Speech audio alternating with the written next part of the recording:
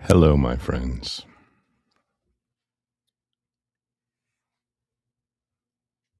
We're approaching the end of the calendar year,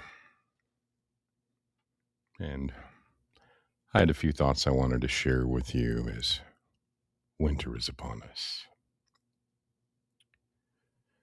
Now, winter means a lot of things to a lot of people, particularly if they're in a colder climate where the seasons are part of everyday life. But one thing I wanted to impart to you from a magical perspective is that winter's not a mistake. That's the first thing the modern world refuses to understand. See, we live inside systems that panic when growth pauses, that treat stillness as some kind of failure, darkness as some kind of pathology, and particularly in this country, rest as some kind of weakness. But the seasons have never agreed to that kind of arrangement. They don't negotiate with productivity culture. They don't respond to market logic. No. They move according to an older intelligence, one that knows when to strip, when to starve, when to close the gates and say, nothing else enters until the truth remains.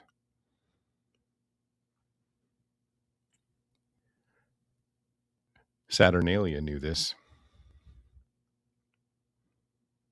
Long before it became a sort of parody of excess,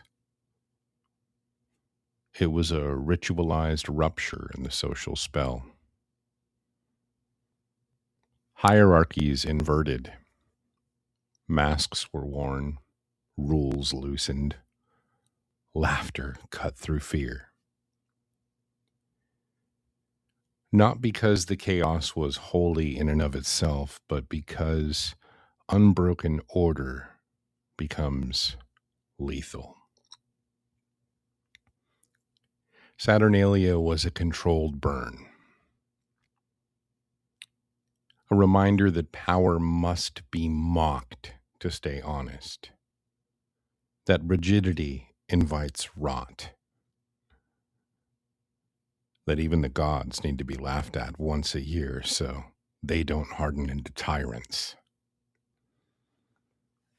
And then, after the laughter, after the wine, after the breaking of rules, comes the solstice, the longest night, the point where the sun appears to falter, where the world leans fully into shadow and it waits. There's no spectacle here, no frenzy, just the quiet recognition that light does not disappear forever, but it does demand patience. And this isn't symbolic, it's instructional.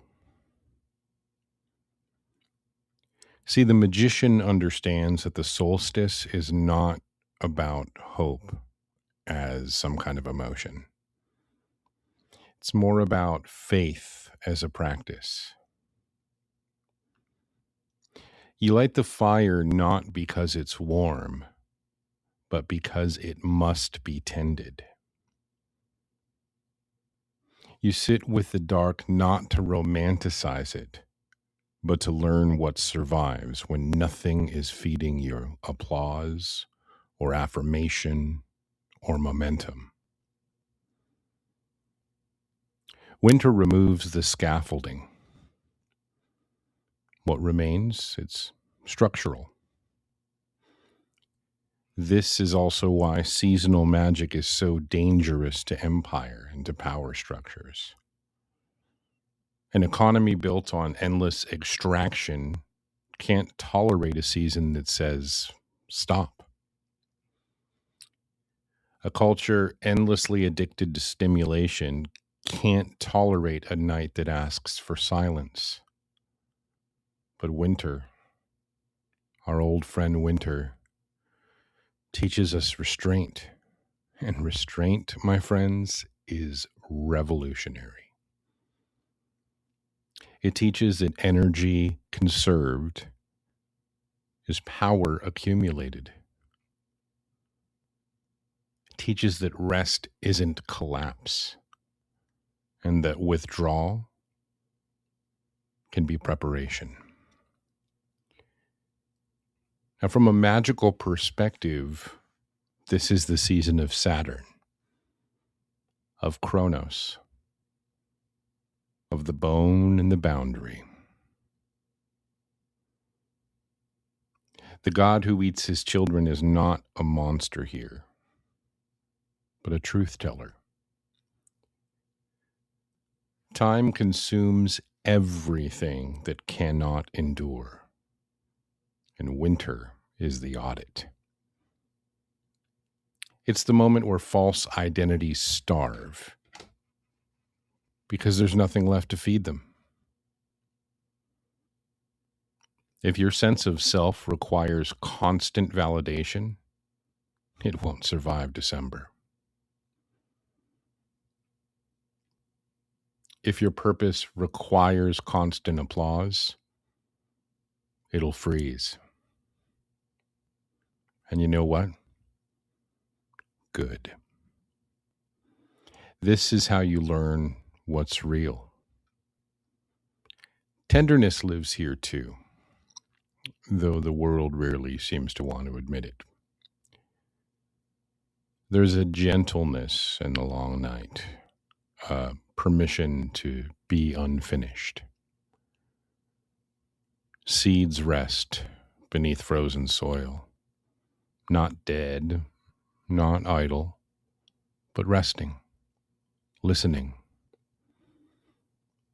It's as if the earth itself seems to be dreaming. And hey, so are you. Depression, exhaustion, grief, the strange ache of loneliness that rises for some in the winter. These aren't moral failures. They're signals from a nervous system attuned to the season, asking for containment instead of correction. The old rituals honored this. Fires not lit for spectacle, but for warmth. Stories told slowly. Hands held. Food shared. Grief allowed to speak. Saturnalia loosened the bindings, and the solstice retied them correctly. Chaos, then coherence. Laughter, then vigilance. Inversion, then alignment. To live seasonally now in the modern world is an act of quiet defiance. It means, in part, refusing the demand to perform happiness in December. It means choosing depth over noise. And it might mean letting certain projects die without apology, letting certain relationships go dormant, and letting certain versions of yourself be composted rather than resurrected out of fear. And here's the hopeful part, my friends. The part that darkness guards like a secret. The sun does return. Not because you willed it, not because you earned it, not because you stayed positive, The sun returns because that is the rhythm of life. Because light and dark are not enemies. They're collaborators. The solstice isn't the triumph of shadow.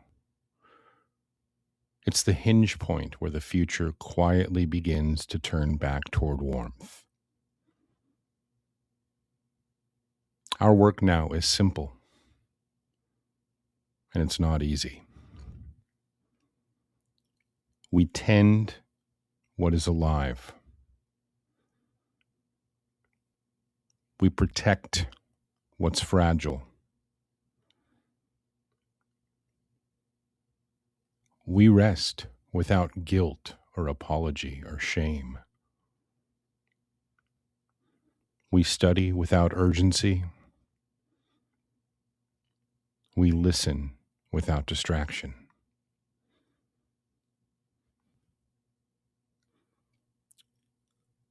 If I could offer some more advice here, it would be this. Don't rush toward rebirth. Don't rush toward the sun returning. Let it approach you as it naturally does, in its time. And when the light comes back, it won't ask who you pretended to be. It'll respond to what you preserved in the dark season.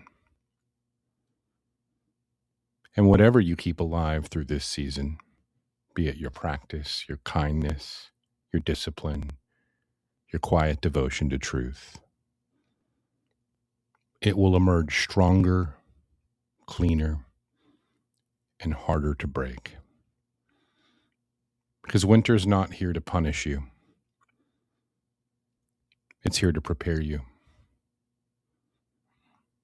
And Saturn, old and patient, is watching not to judge, but to see what you're willing to carry forward when everything unnecessary has been taken away. So hold the fire, my friends. Honor the night. The turning has already begun. And I'm so grateful that you're here, sharing this strange and beautiful season with us. Be well.